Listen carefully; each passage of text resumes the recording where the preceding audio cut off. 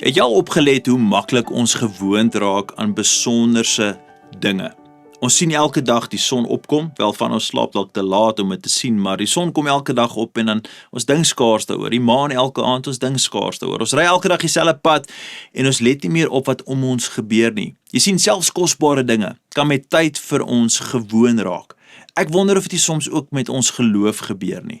Dit dinge wat ons moet sien as verwondering en wat besonders is, raak net vir ons alledaags. Luister wat sê Paulus vir ons hier in 1 Korintiërs 11. Elkeen wat op 'n onwaardige manier van die brood eet of uit die beker van die Here drink, sal skuldig wees aan sonde teen die liggaam en die bloed van die Here. Maar elkeen moet homself eers ondersoek voordat hy van die brood eet en uit die beker drink. Geliefde, wanneer ons hierdie woorde lees, is dit maklik om te dink Paulus probeer gelowiges bang maak vir die gebruik van die nagmaal. Maar ek dink nie dit is sy bedoeling nie, is verseker nie sy hart nie. Wat hy eintlik doen is, hy kom herinner ons eerder daaraan dat die Here se tafel nooit sommer net nog 'n gewoonte mag word nie. Jy sien wat aan die gang was hierso in Korinte. Sommige mense het geëet sonder om aan ander te dink. Hulle het hastig geraak, hulle het selfsugtig geraak. Dit het vir hulle net gegaan oor die eet en die drink en glad nie meer oor hoekom hulle by die tafel ontmoet nie. En uiteindelik het hulle vergeet wie hulle uiteindelik by die tafel kom ontmoet. Dit is waarom Paulus hulle waarsku. Nie omdat God mense wil wegstuur nie, maar omdat hy wil hê ons moet met eerbied nader kom na die tafel van die Here toe.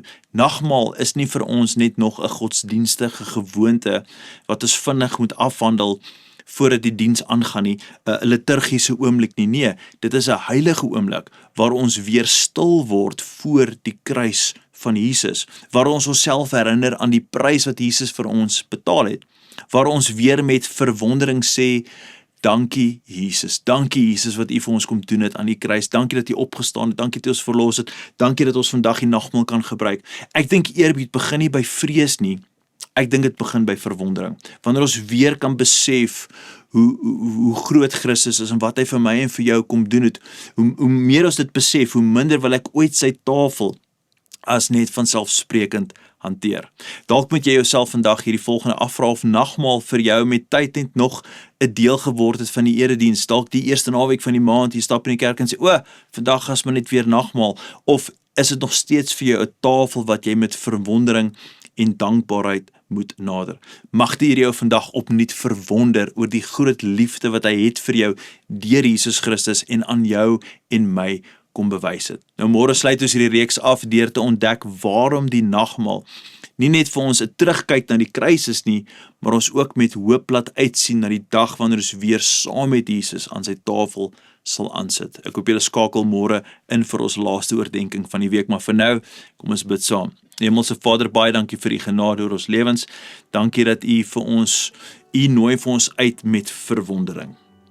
Mag ons vandag opnuut weer die verwondering ontwikkel wat die nagmaaltafel van ons eintlik vereis, Vader. Wanneer U ons uitnooi na die tafel toe, moet ons kom met absolute afwagting en verwondering en dankbaarheid oor wie U vir ons is. En daarom wanneer ons nou in afwagting is vir Sondag, waar ons by Beleef gemeente en ek seker by soveel ander gemeentes reg oor die wêreld, gaan mense stil staan rondom die nagmaaltafel, bid ek, Here, dat ons werklik sal instap Sondag met verwondering en met hoop om weer nie net vir Jesus opnuut te ontmoet nie, maar om met absolute danksegging, dankbaarheid te kom en sê, Here, ons verwonder U vir wie U is en wat U daagliks vir ons bly doen. Dis my gebed in die kosbare mooi naam van Jesus Christus. Amen en amen. Geliefde, gaan in vrede. Totsiens.